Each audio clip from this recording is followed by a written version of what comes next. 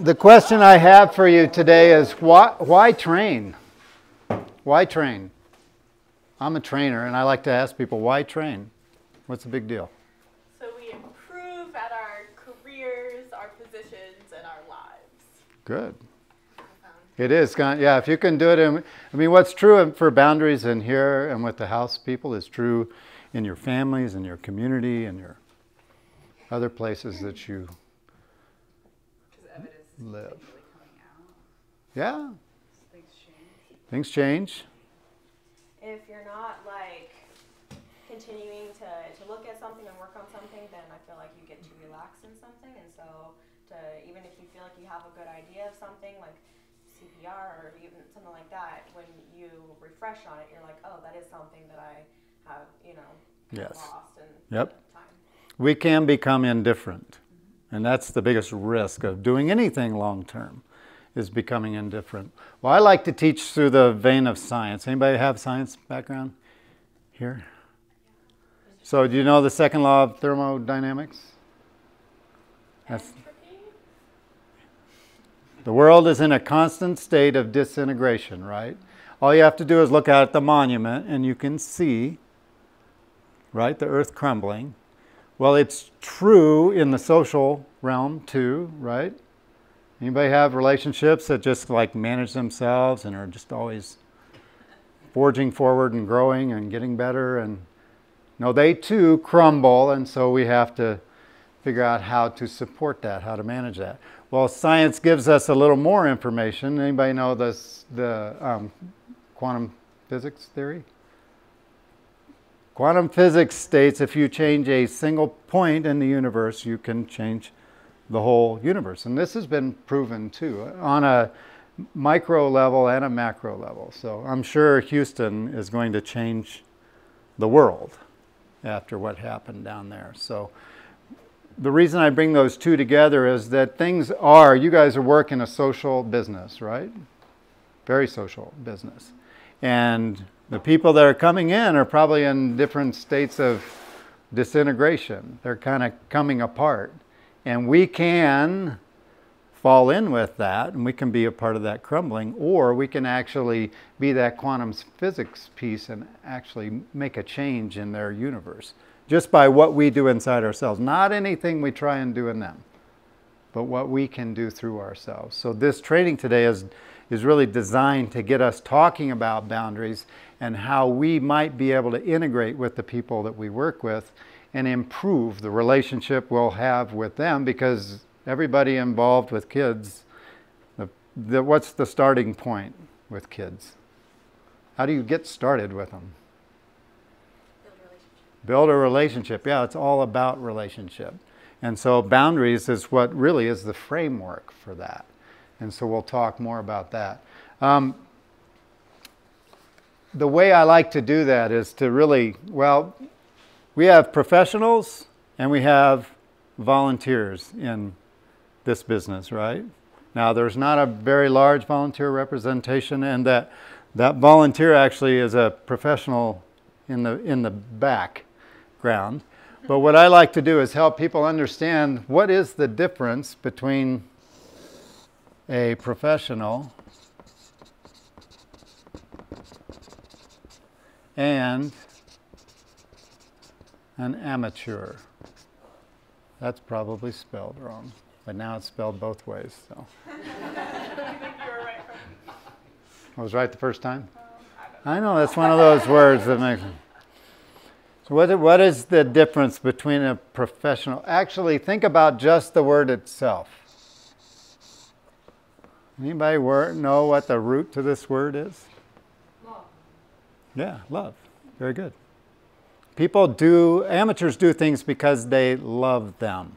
Doesn't mean that they can't be a professional, but once your professional career is over, it's the love of whatever it was that brings you back to it. It's a very different place to come from. Professionals, what's that word all about? What's that word profess mean? You guys have professors? Profess is like to say something. And you've been sitting and listening for few years now to get degrees and get your career started. And so now you kind of step into that role where you're speaking it out too. So this comes from the mouth and the mind, and this comes from the heart. And it's a different place to begin from, but it really distinguishes the difference between paid staff and volunteers. They come from very different places, and that's okay. It's not right or wrong, it's just different. And understanding the difference can help us understand each other and the qualities that we bring to the environment that we worked in. So what is a professional? What's a professional all about? The experience. Mm-hmm. What kind of experience? Experience in whatever field or Gamby, what about somebody just getting started in a professional career? Education. Education, knowledge. And I guess I could probably put formal, because right, every day is an education. You get up in the morning and the education begins. So, knowledge. And that's probably true over here too. That's the same as experience, life experience for an amateur, right? So over here, yeah, you've got, I mean, something drew you. People get involved with kids and with homeless people and with seniors and with disabled people for lots of different reasons, but often it is some sort of life experience, family experience, personal experience that drives them to that. So.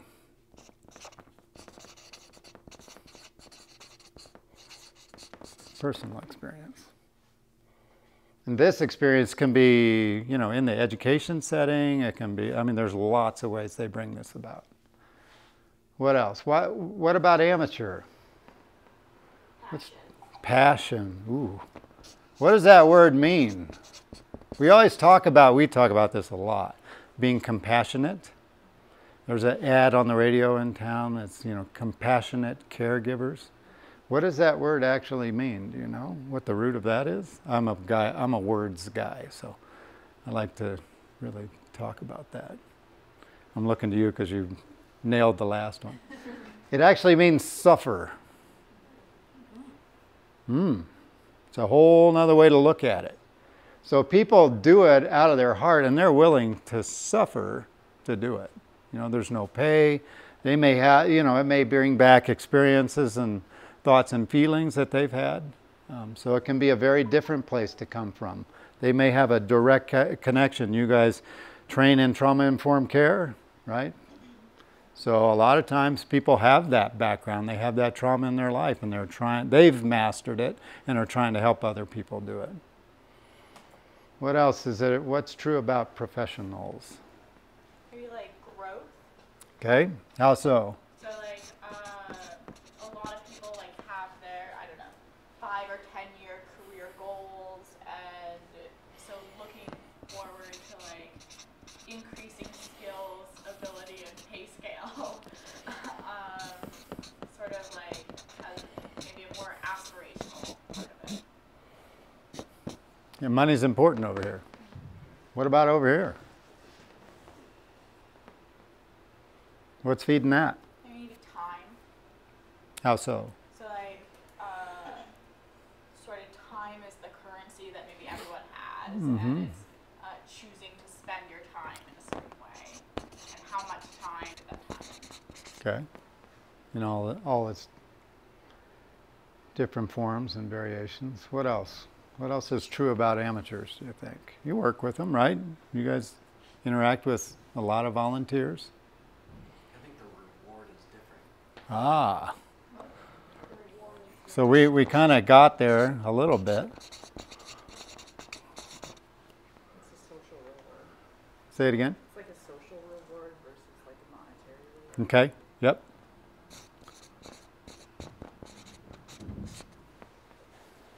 Remember, it's not right or wrong or good and bad. It's just different. It's just a different place to come from. It's like the Eskimos in understanding snow. I mean, they have words for, they can say a word for snow and it talks about hunting conditions and migration. And I mean, it's a single word and yet there's so much underneath it.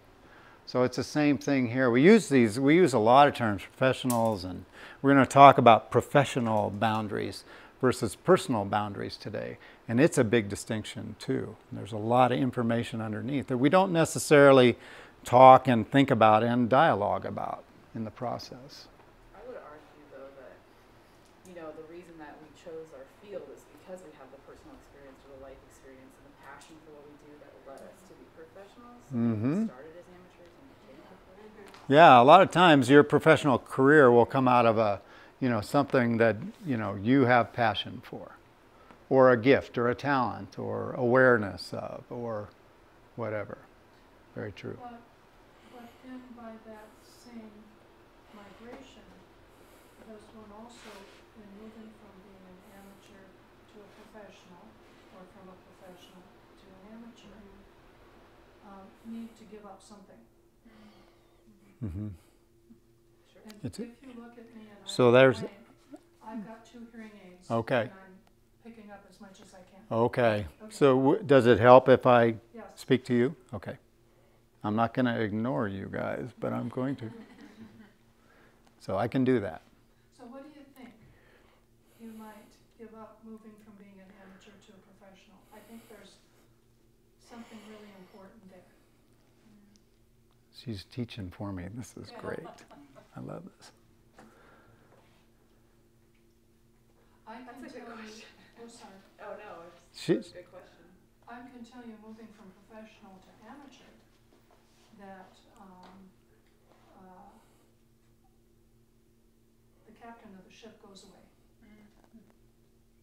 And you see me deferring.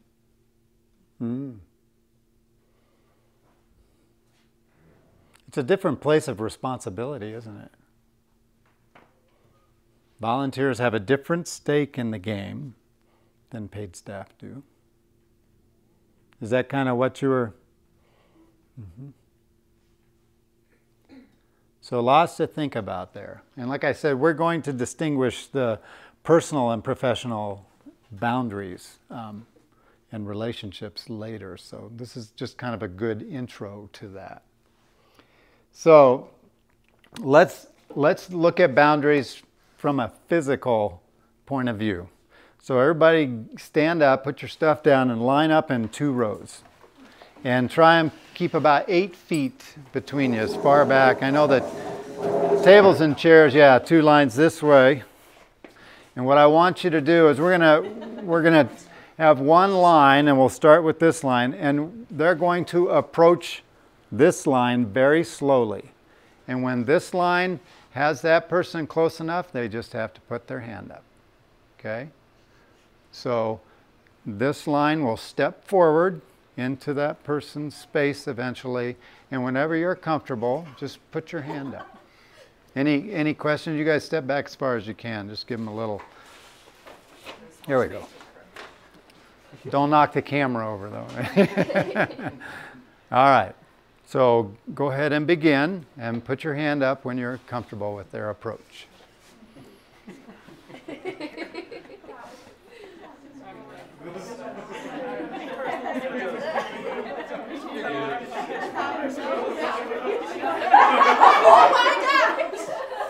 Okay, now just for a moment, stay locked eye to eye, because you're not really in their space until you're looking at them.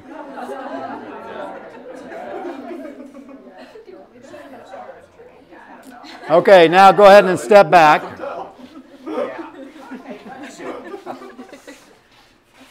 So how did it feel to have somebody step in your space? I mean, how'd you feel on the inside? My heart rate goes up a little bit. I felt Heart fine. rate? I felt Felt fine, fine? but I think it was a little uncomfortable for Jenny. We'll get there.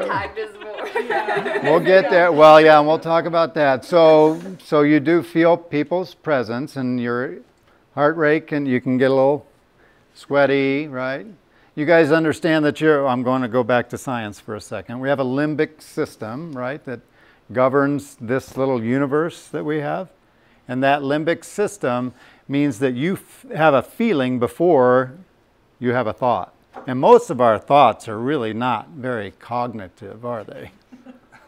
I mean, they're depends on you. Well, I don't know. I've worked with some fairly elderly folks, and maybe even more so because, yeah, people are driven to speak and act by historical information, or if you're in that lowest part of the brain, if you really are sweating it and feeling desperate, you're in the fight, flight, or freeze area. But in that middle brain, it's all about all the information you've stored. You're not really processing things. You're just kind of going back in your tapes and pictures and remembering things and then reacting to them.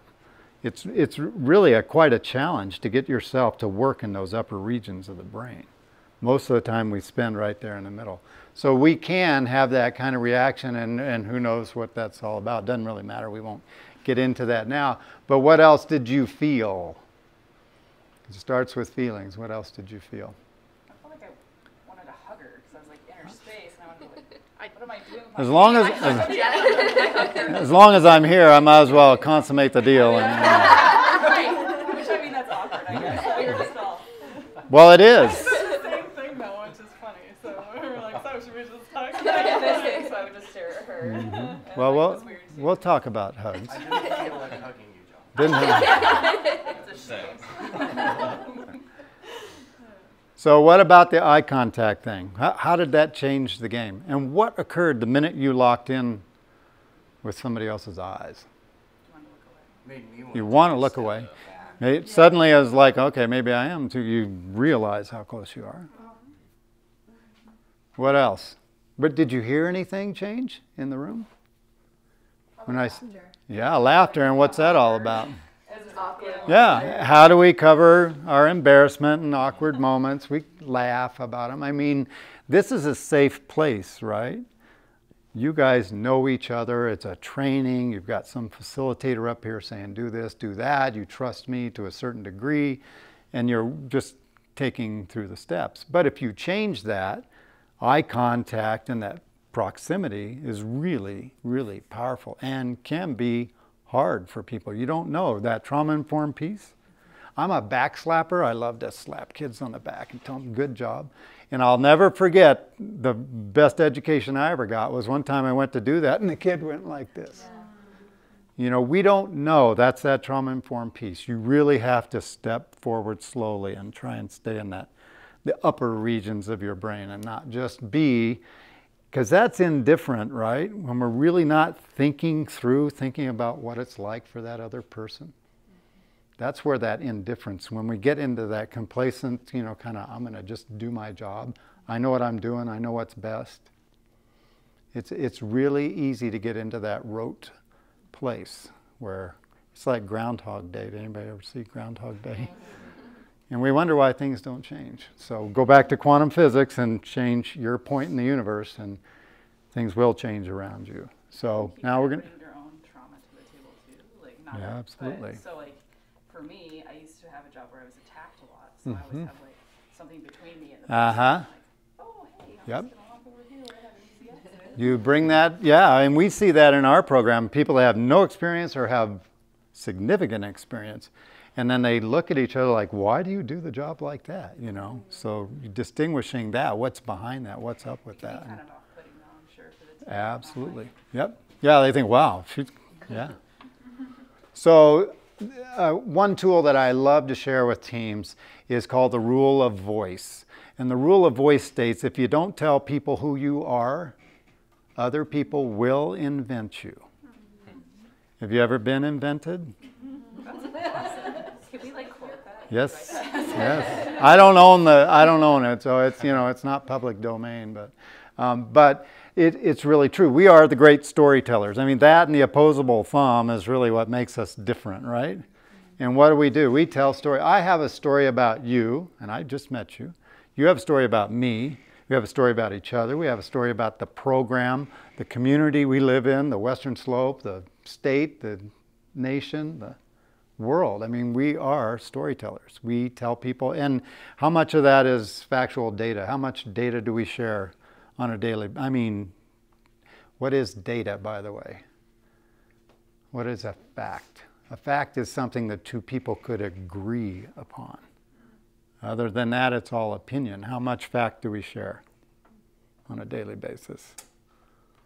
I wish it was more, but it really turns out to not be a lot. Yeah. And there's a lot of conflict that drives out of that. So drilling down and getting beyond our opinions and stories to what the real story is, what the truth is, what the facts are, is really important too. So what I want this time is I'm going to have this line approach and do the exact same thing, and we'll check out people's space. I'll tell you right now, This side, the line on this side of the room, take one step forward. Don't lose your gaze. Keep looking in the eyes.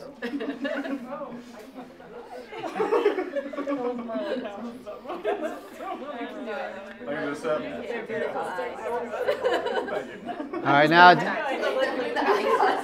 take one more little step forward. Don't lose the eyes.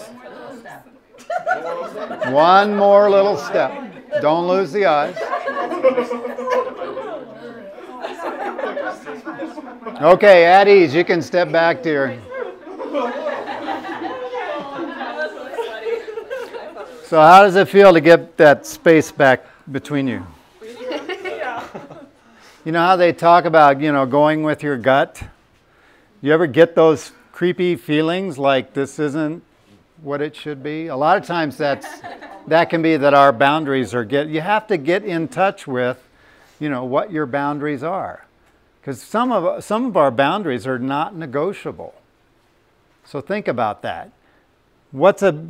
Give me one boundary you have that's not negotiable. I'll lead the witness here. So I work a lot with kids, and cussing is not. It's not okay with me, and the kids we work with. Can you imagine what a struggle that is?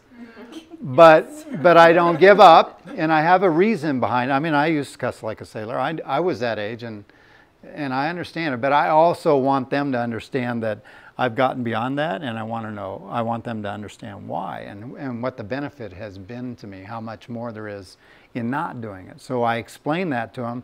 And do I have to battle a little bit to keep things? Yeah, I do. But that's a non-negotiable boundary for me, just language. Who's got another non-negotiable? Intolerance, of any. Like personal threats? Yeah, or personal to me or to other people. Or threats to a person. I'm gonna punch you, or So violence or safety or. violence and safety threats. Okay. What else? A sexual touch, Uh-huh. and it could be another person in front of me, on another person, or on themselves, Uh-huh. or on me. Okay. Yep. Good. What else? Anybody else got one? Demanding. Ah. How so? I just I don't like people to demand anything. Like, you're gonna do this, unless. I mean, I guess it has to be the right person. So we're back to relationship. Yeah. All right.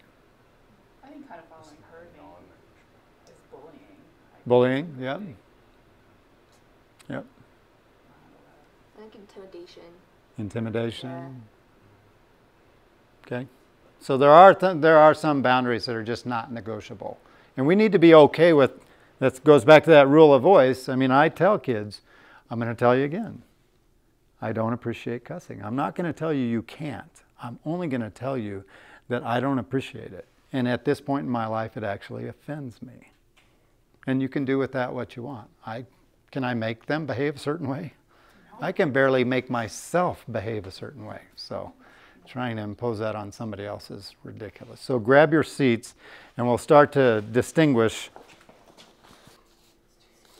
So where do boundaries come from? Where do boundaries come from? Your history. Your history, yep. How you're socialized. How you're socialized. Family, church, community.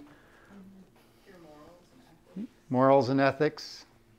Sometimes professional standards. Professional standards, yep. What you've been what you've been exposed to. Our experience and history is really important. And that's why some of those things are not negotiable. Everybody has a different playlist, and that's what makes boundaries really hard. And that's why that rule of voice is really important. Our instincts. Instincts. Say more about that.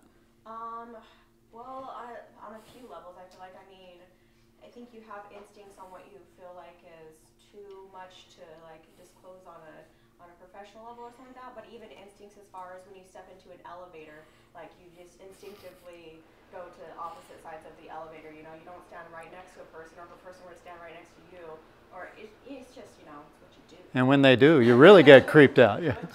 But it's, once again, it's not a formal thought process that you walk in and go, okay, he's over there, I want 3-4 feet. You know, it's just, it's all there. That's your limbic system just informing your brain, and it's tying into history, and But who again, knows a what lot it of is. that is culture. Right, a lot of it is Yep. culture, but it's like, it's not something you think of. Americans have a lot, well, Some let's Americans. say, yeah. Okay, so the UK and versus Americans is much more like distance. But yet Americans versus, let's say, the Hispanic culture is much more distant. So There are some cultures that it's formal to handshake. It's formal to bow, to nod the head. Some it's formal to go and kiss them on the cheek. Eye contact is a big cultural. Yeah, eye contact is too. Yep. So, because we seem to value it here, but then none of us want to do it. It's like really awkward. You know? it is awkward. But it's also based on situations and relationships, and that was contrived.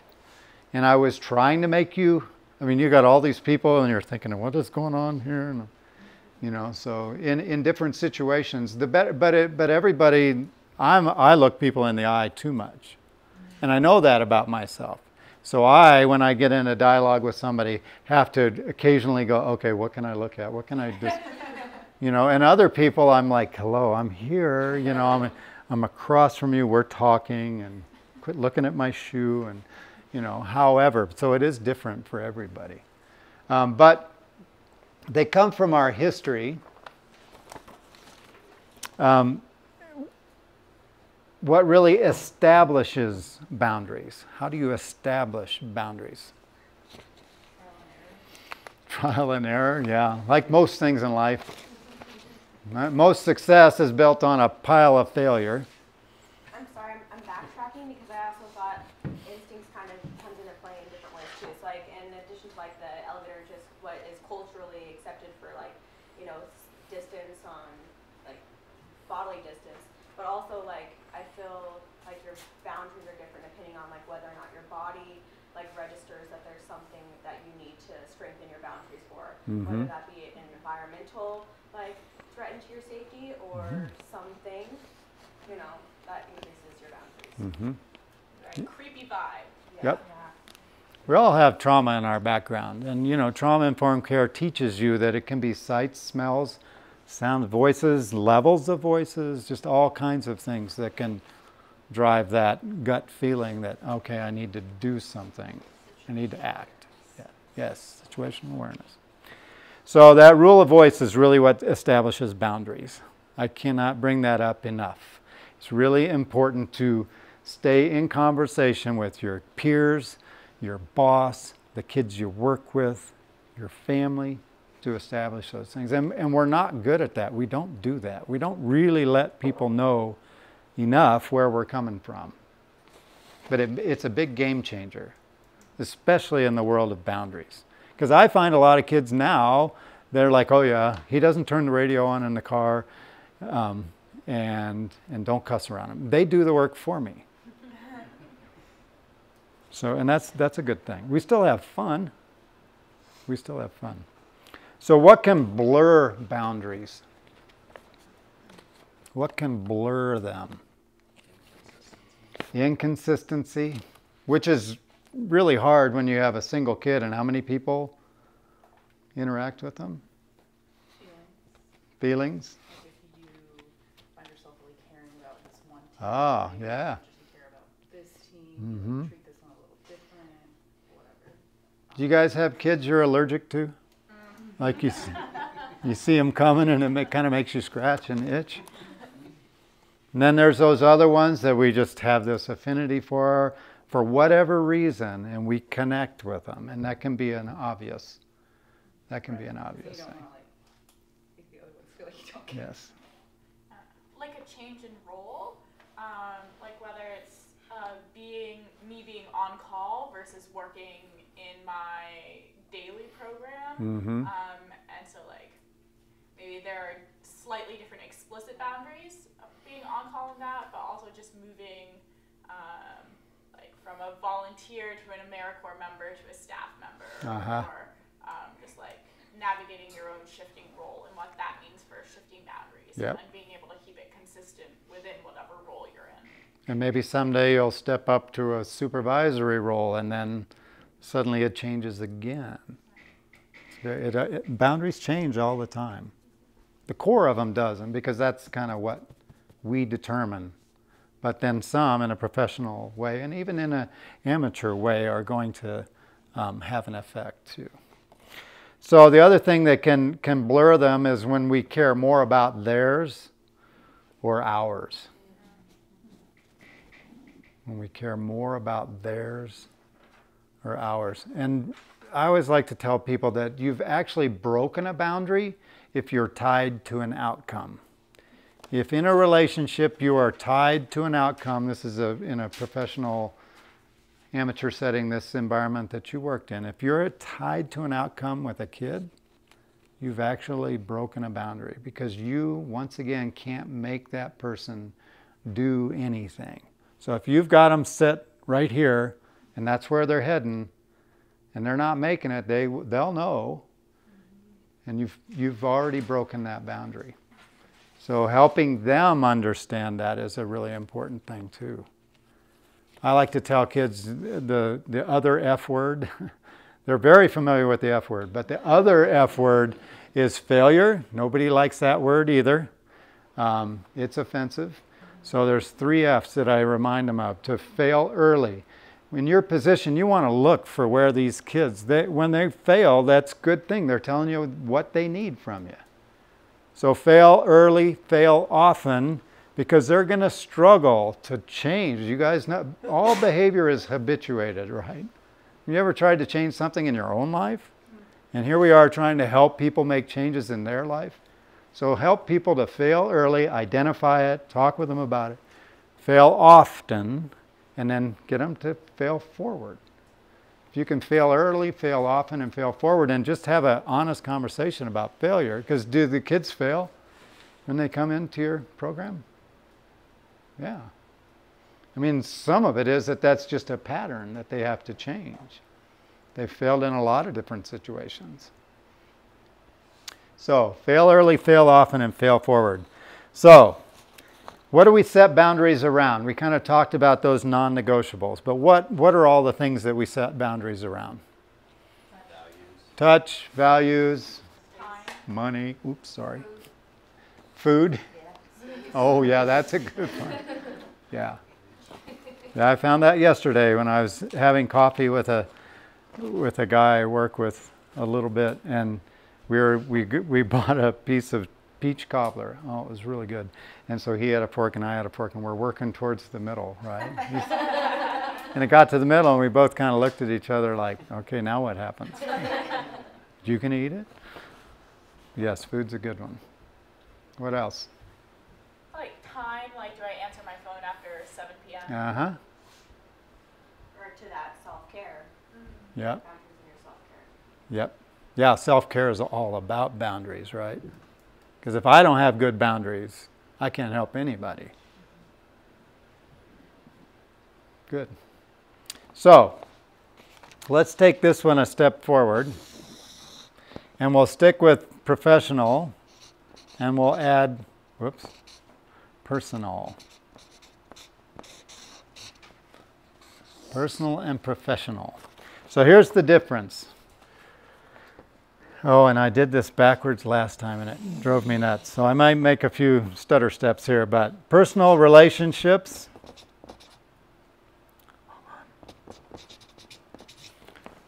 are voluntary. I choose to have a relationship, a personal relationship. I choose in, I choose out. Professional ones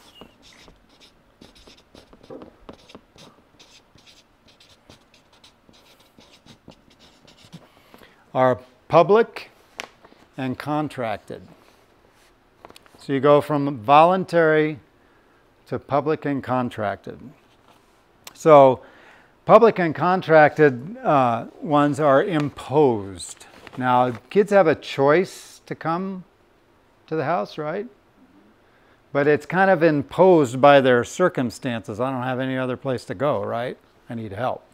So it is somewhat imposed. Our kids come into our program, you know, through DHS being pulled from the home or through the youth correction system. And so they're imposed. It's an imposed choice for them. This one is fee-based. There's no exchange here. This can be family. It can be friends. You can lend each other stuff. You can borrow stuff, right? Over here, nope.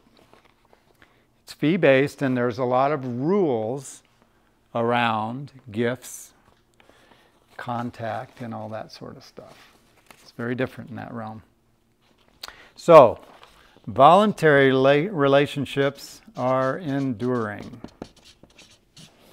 And these are time limited. They'll come and go. Professional relationships come and go. And you probably even have rules about that, to where I've been in a relationship with this person while they're in this program, and now they're out in the community, and did my relationship change? Do you have parameters around that? Does it change when a kid leaves the program? And can you? We do extended aftercare services, but sometimes, for instance, like Patty at the house is the case manager, and she won't follow youth, but maybe our advocates will. And especially like for our volunteers, that definitely changes. There's no contact with them afterwards. Bingo, yeah. Or if you see them at the store, you're not really supposed to acknowledge them It's kind of a high and by thing. unless they acknowledge. Yeah, yes. Okay. So, these can happen anywhere.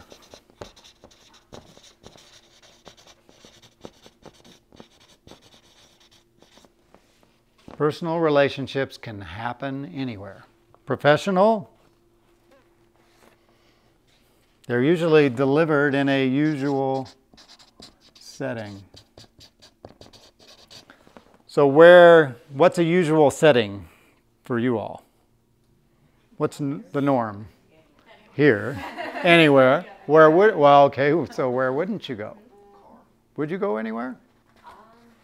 Depending on the youth, to the bar. Yeah, to the bar. Yeah, To the bar. Okay, good. Thank you. Let's get that one out there. Yeah, Your own home. There's probably a few more, but you start to dig into the dark realm there. But so these, not only can they happen anywhere,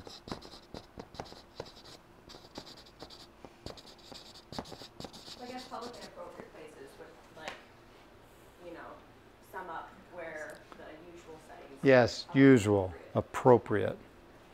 I like to try, do you ever work with kids? I share this with youth workers all the time. Do you ever say that's inappropriate? Okay, I'm going to give you a new word. This is a great word. So rather than say that that's inappropriate, say that's not healthy.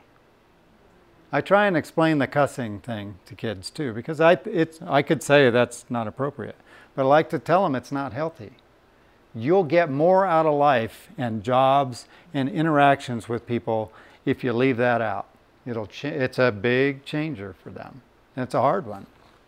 But if you think about going to a place that you don't know anybody, if you take that in, that can be difficult. If I said that to my son, my youth, they would react very poorly to that. Yeah, that's what it has some judgment maybe in it. Yeah.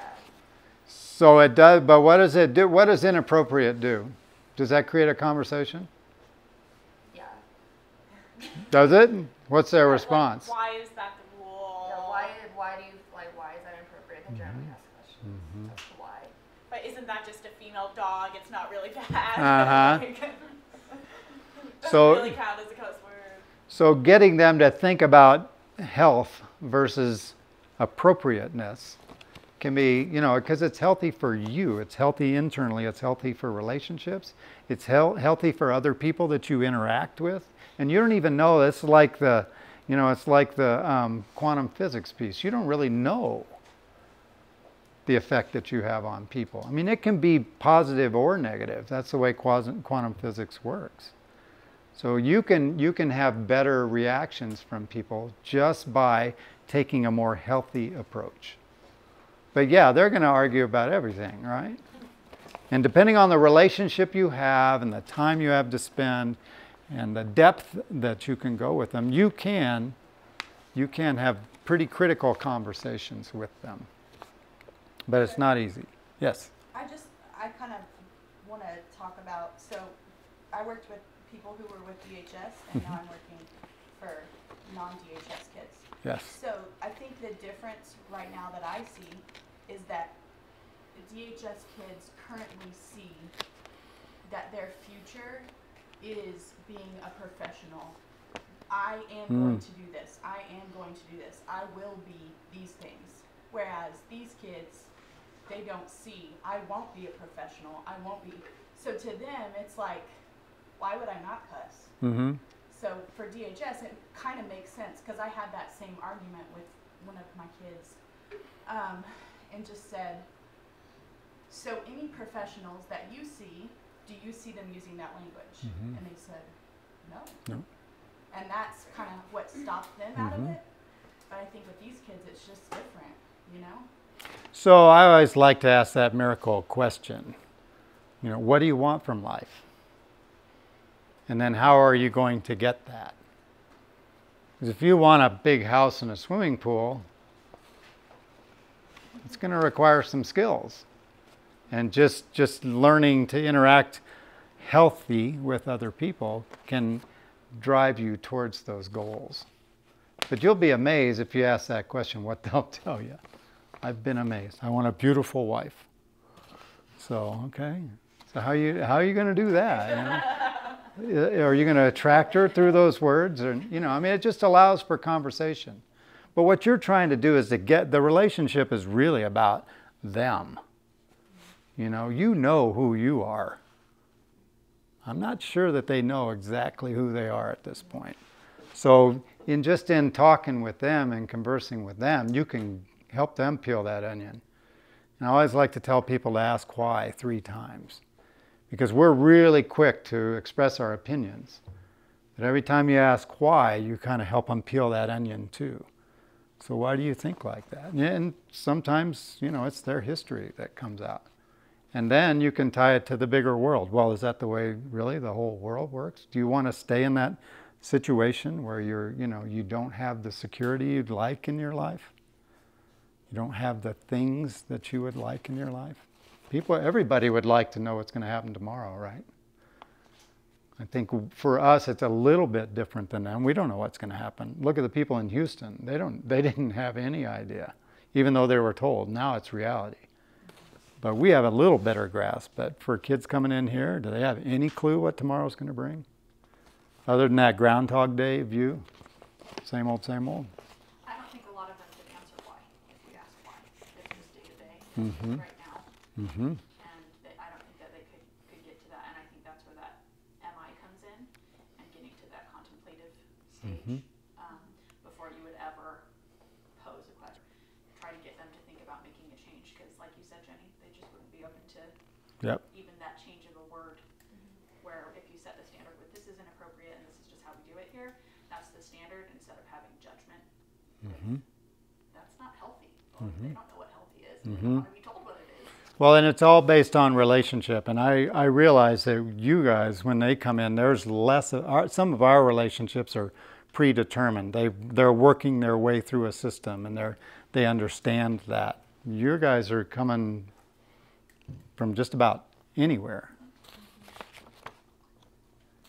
This is so simplistic, but in to have the conversation about distance. So they understand, I think, our teens, that if they smell or they're dirty, that people want to keep their distance. What if they understood that harsh language, angry language, bragging language, putting other people down, and swearing makes people want to keep their distance too? I think sometimes they want distance, though. Mhm. Like that's what they're looking Well, it is for. a way to keep people away. Yeah, and it works. Yep. So It's very effective. But that's another non-negotiable for a lot of people is hygiene, right?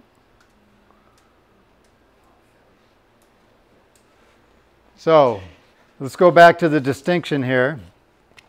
Over here, anything can happen, and here we have formal goals. What kind of formal goals do you have with kids? I mean, what's the whole point of the house and the services you offer? improved overall well-being, permanent positive connections, safe, stable housing, and mastery of skill. Great. That's long-term positive. I don't know what the new language That's is. close. But that's Those are like impressive. our big four Yep. goals. So and how do you explain that to kids? How do you get that information? That's what you're up to. Do they know that? Yeah, pretty straight up a lot of times. We care about housing, health, So healthy bullet points. community, Yeah. and education and employment. Pretty straight up. Yeah. And all of those things in there kind of allow you to organize their being to be successful and be able to step forward and move into that. So over here, this is all memory based. Shared memory. You have memories with friends, family, colleagues. I mean, we'll push this idea of personal and professional relationships when we start talking more detailed about what's the difference and how do you know which one you're in. Because people do have personal relationships at work, right? Within boundaries. Let's see. Over here we have two-way disclosure. The back and forth over here, there's little self-disclosure.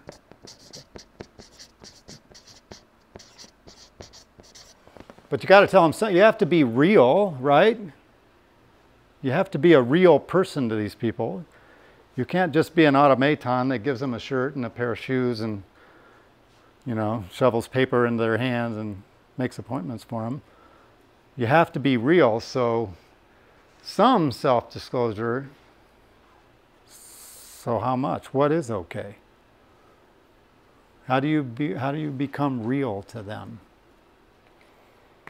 With me, it's just being upfront about admitting when I make a mistake.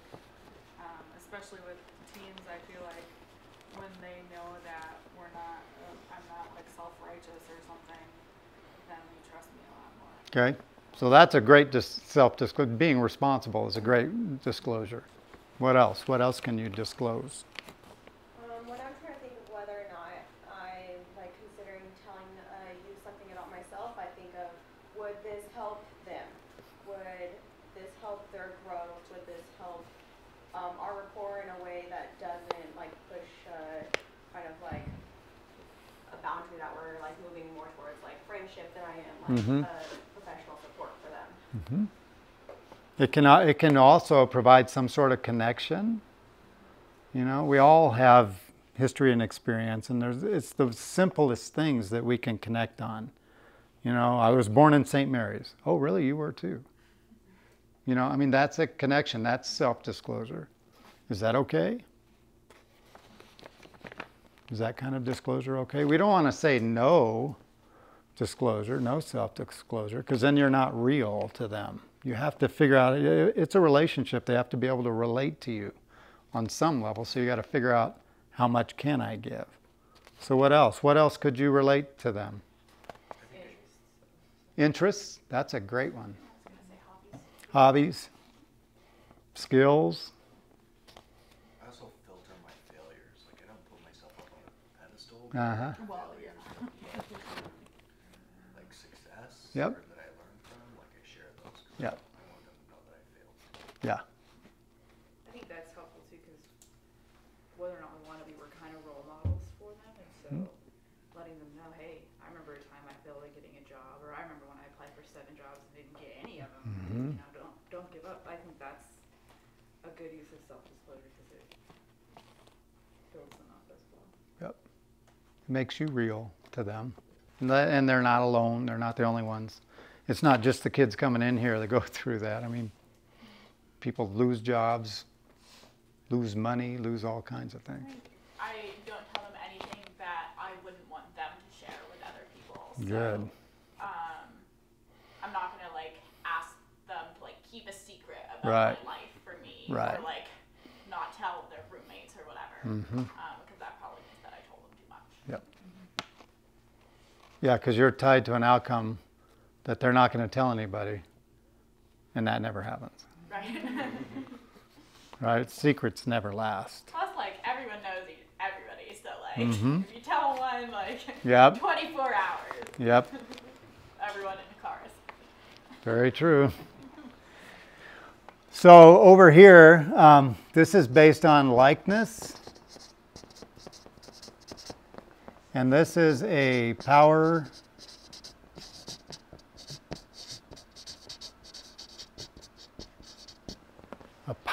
differential. Personal relationships are built on likeness. Professional are built on a power differential. Who's got the power in your relationships with kids? You said, no, we do, should be. Who's got the power? I think a little of both. Like I think we work hard as an organization to empower Mm-hmm. the youth that we're working with. But not over ourselves. Like we don't empower them to overpower us. Mhm. But I hate that. I don't like that either. Yeah, I don't either. I feel like there's a better like comparison if you're comparing that those relationships are built on like likeness, and I feel like our positions are built on like a set position of support. Mm-hmm. But ultimately, we hold their housing. Like, Yeah, but without we hold it till we have it.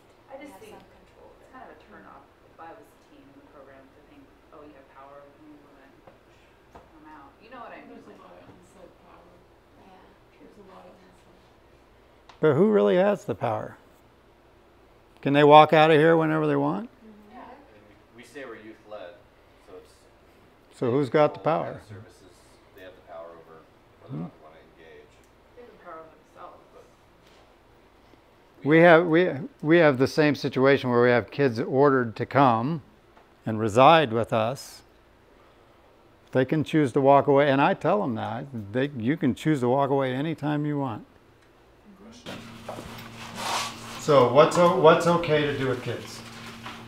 What's okay? Youth initiated side hugs. Same gender. Same gender. Is this And all touch? Depending on their sexual preference, perhaps. This is touch.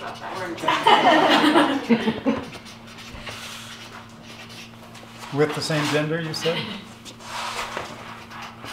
Is this physical or all in general? Just in general, yeah. What's okay with kids? Talking. Talking. Talking about the present and future. Yeah. I think if they want to talk about the past, yeah, we need to defer to Yeah, we redirect on talking about the past. Okay. So,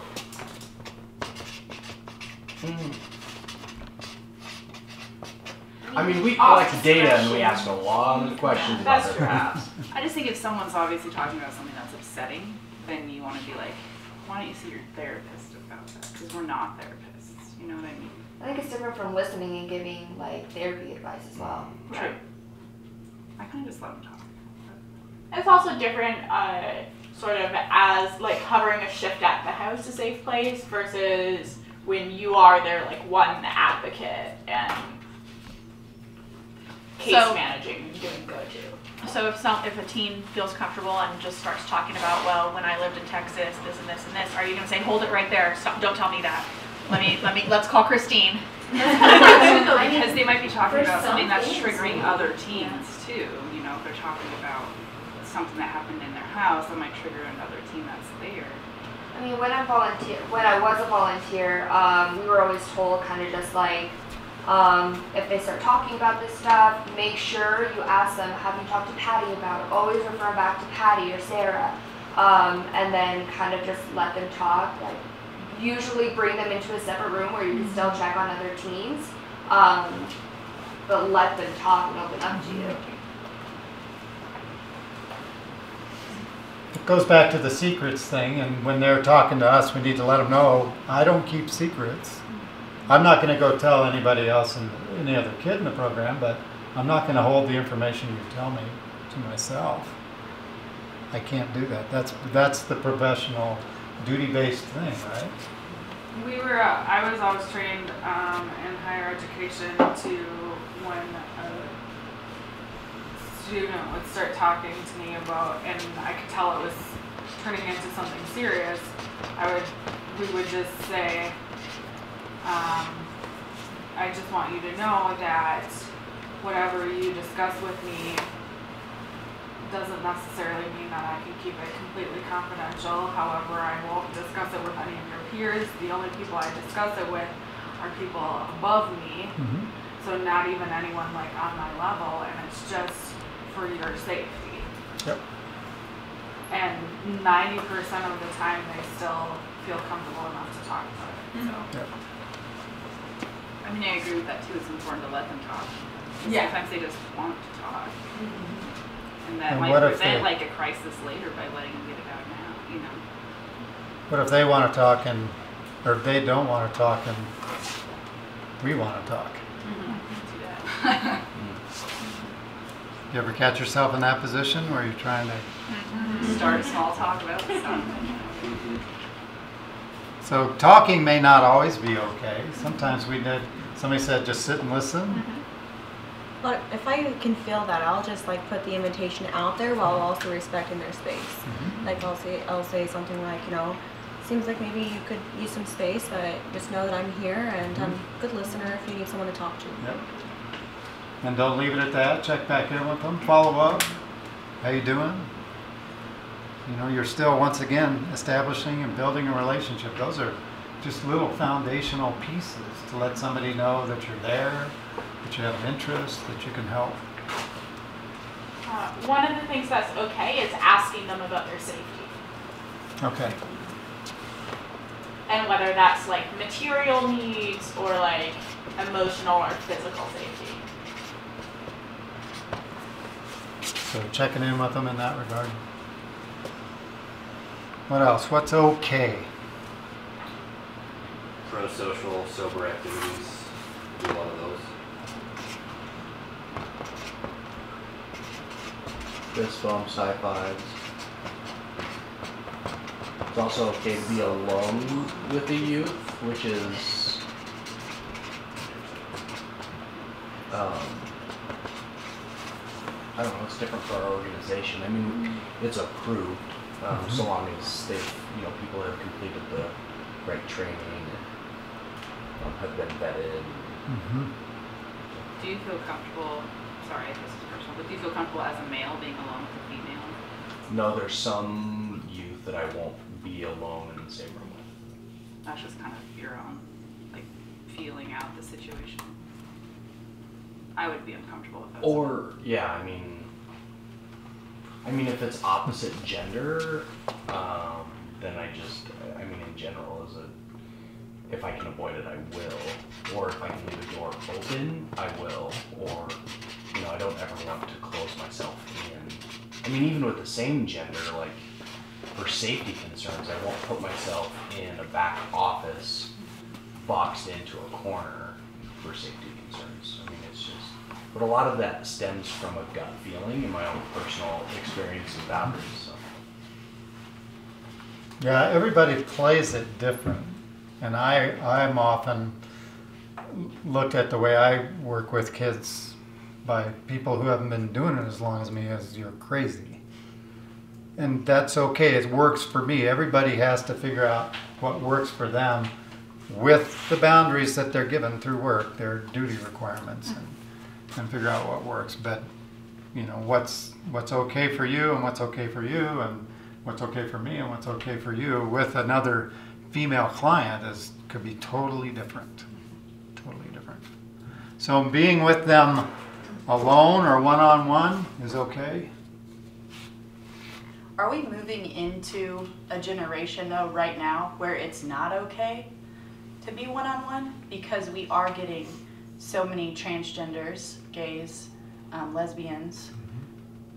I'm just wondering if we're to the point where, yeah, we're okay with it right now, but maybe we shouldn't be. I don't know. It's just something I think about. I think about just to protect yourself, like from accusations and stuff. And maybe that's because I've worked in a group homes. I think more accusations over him. Yep. So If you're in a business long enough, somebody will accuse you of something. So I always like to have a witness. Yeah. It's also protective of the youth to consider that, because our role is to offer all those opportunities that the Big Four aim to achieve. And if they make an accusation, that's going to affect how that plays out. You know, or it could. It could affect housing if we can't do anything for them. It could affect the person, the employee or volunteer that's being accused. So we should consider.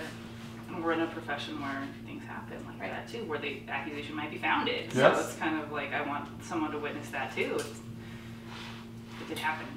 I guess it has happened, but Read the paper week in, week out. it's heartbreaking.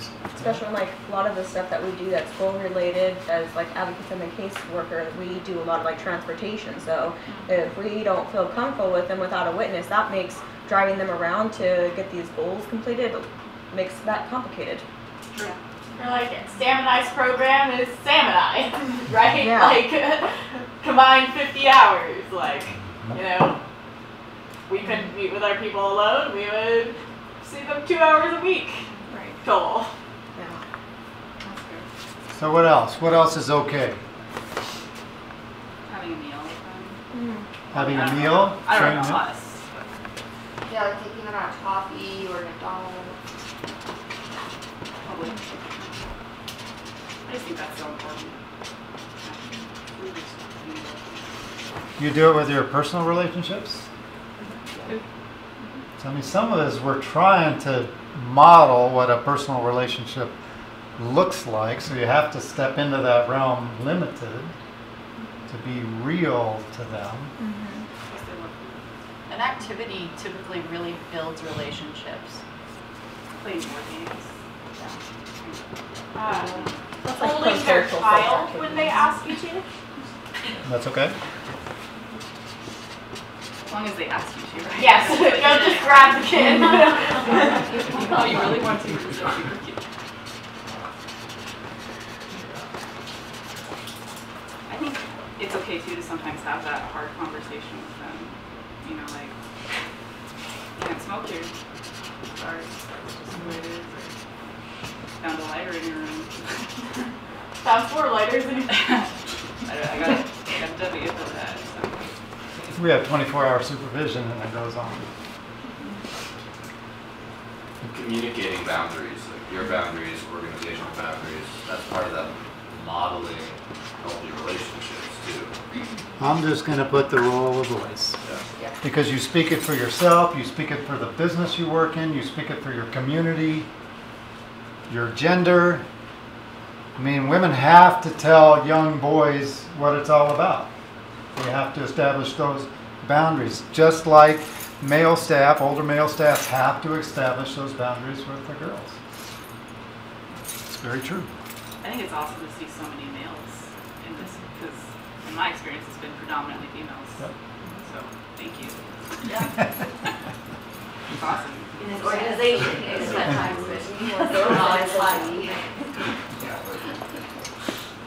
So what else is okay?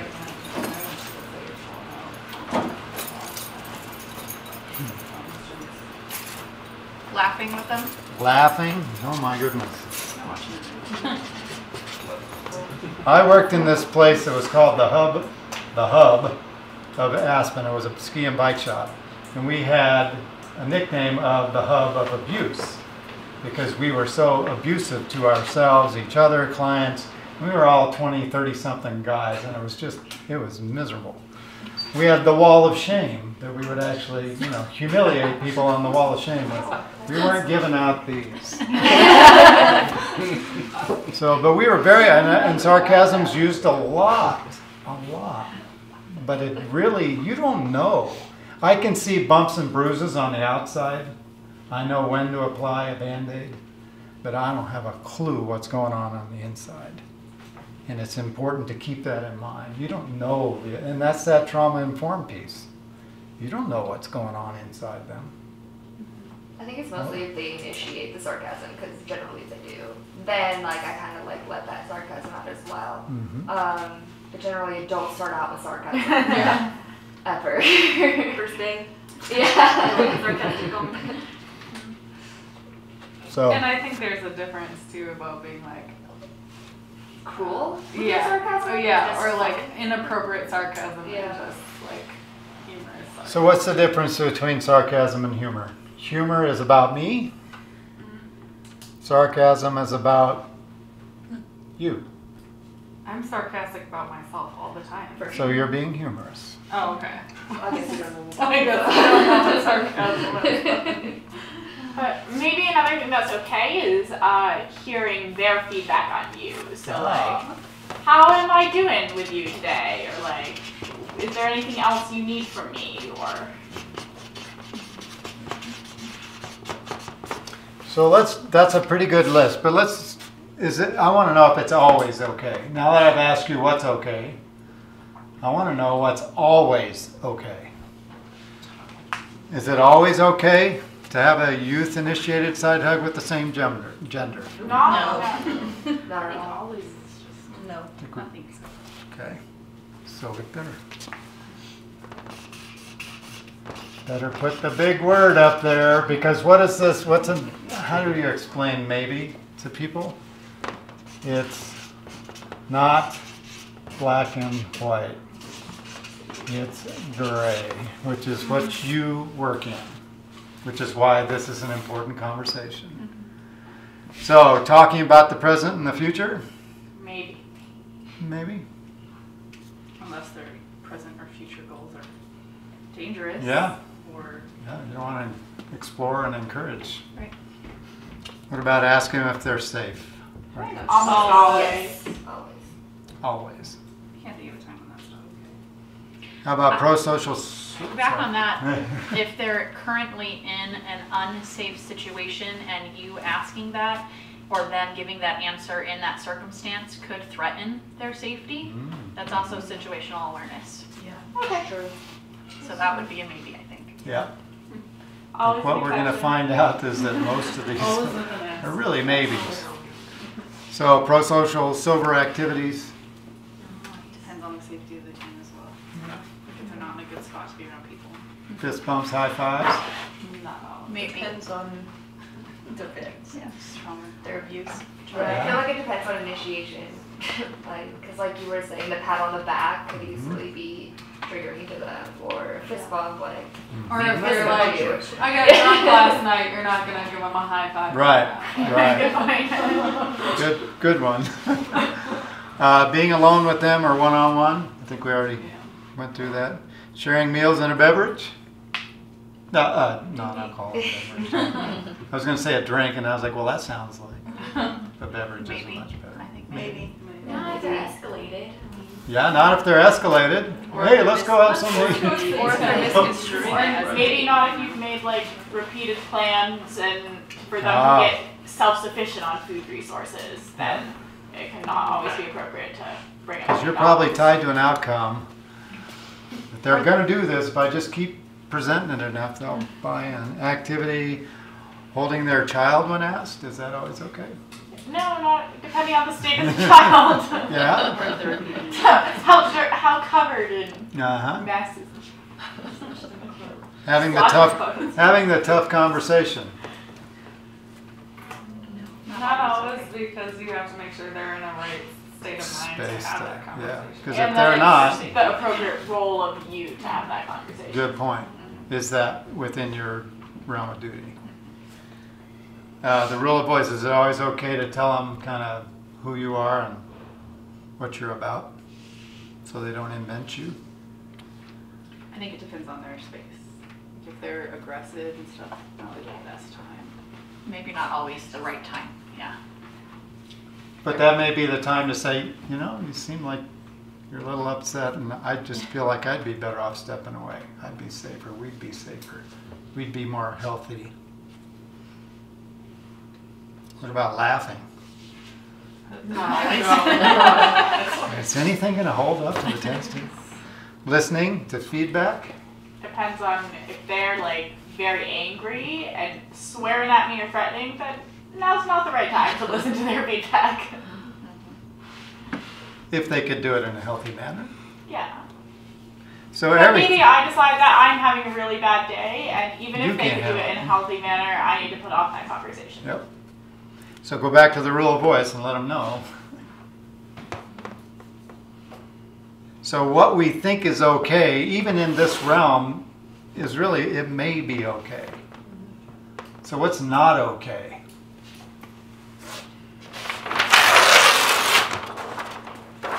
What's not okay? Dating youth? Can I just do this? Yeah. All right. Sorry. It's, should it's, get it's that a out little there. more all-inclusive. Yeah, I will get it out early. So. What else? Saying inappropriate things to them. Okay. Like, I don't know. Talking about drugs or talking about people do that I'm sure they do. Anything that you feel like you need to keep a secret from your supervisor is probably not great. Secrets from anybody. Probably anything to do with social media. Oh, yeah. So say more about that. Anything at all. If they request you on Facebook, it's probably not a good plan. If you take pictures of them and you were going to post it, you probably shouldn't. It's kind of a gray area too, though, because sometimes we need to be friends with them on Facebook. Not we, staff, but some people need to be friends with them on Facebook to know where they're at. Because if you can't get a hold of them because they don't have a phone. Well, we have our own like AJ House Facebook page, and that's what that is for. Yep. Yeah, it's within the should be- professional realm yeah. bubble or your personal, like, I don't think I knew that. That's cool. Yeah, no friends on Facebook, let's just get that I'm out not there right now. I can understand why that would be a necessity, though, because sometimes they don't have phones. Yeah. Yeah. What else? Music. Music? We have like a rule about inappropriate music. I mean, but that's, I mean, for instance, at the Zoe House program, we don't police their language other than like threats and name calling. Yeah. Because they have the power. Yeah, because They're they're gonna cuss if they all want to. adults. Well, but that's not the case at the house. Yeah. Yeah, there's different cases in different areas. I think like certain Environments. music can be triggering to some people who are trying not to do drugs. Yeah. It talks about drugs. Like I can see where it's not the right time. What about gifts? That's hard. I was gonna ask about that. It's no. Probably no. Even on their birthday. I mean, sometimes like the house throws like gets a cake or like at Zoe House's community dinners if someone's birthday is that week, then like we'll bring cheesecake or whatever. But not personal. It's usually program, usually a personal company thing rather than comes from the individual. organization. Yeah. Yeah. It's the same thing with giving and receiving. Yep. So if it's program specific, if the program is getting the birthday cake or the gifts for the team, then that's fine. But you as a staff person wouldn't personally do that, and you wouldn't personally accept a gift just designated for you. If someone, a teen, community member, gives a gift to Caris or to Zoe House or whatever, then we can accept that. But otherwise it's no. Like a card or a letter can be appropriate. Yeah. My team gave me a rock for Christmas last year. I got a pot holder. So like a letter is okay. So like a token of appreciation, it like shouldn't have value, right? Material value, maybe. Yeah. Monetary value. But it might to that youth. You know, I think it's circumstantial. Check in with your supervisor. What about a teen who likes to fix bikes and is like, hey, do you have a bike that needs fixed? I really enjoy fixing bikes. You should pay them. We're allowed to do that? We're allowed to pay. You should, so like, for instance, John has people mow his yard, but that's gone through the board. So, needs. Like some And that's the bottom line to what I tell people at Hilltop, is that it goes back to this. Yeah. You know, if you can tell somebody. So when I received the pot holder, I wasn't like, oh, I can't take gifts from people. I was like, well, thank you. And then I went immediately and said, what do I do with this? Because I didn't want to say, Right. you don't want to shut them down because there's something behind it. And, you know, these folks are not used to, or not, what's the word? They're used to rejection. And so, I mean, even at the mildest, most basic level, we might not necessarily connect with what they're trying to do. I think back to the bikes, you personally wouldn't pay the team to come fix your bike, but Chorus might authorize them fixing a bike, and then Chorus would pay them or give them credits. Or I mean, obviously I told the kid no, but I was like, I don't know. Yeah. Sure. I think screaming at them. What? I'm glad you made that distinction, because I yell at kids all the time. And it alarms people when I tell them. I get that look. They're like, really? But we're usually 50 yards apart. Don't swing that shovel. Because I work in the outdoors with them, and so. But screaming, sometimes raising your voice. You know, if there's an emergency, call 911. You Yes. need someone to do it now. Yeah. You know, there might be a Yeah. time when you had to. Screaming out of anger. Yeah. Yeah. I think any aggressive behavior is a no.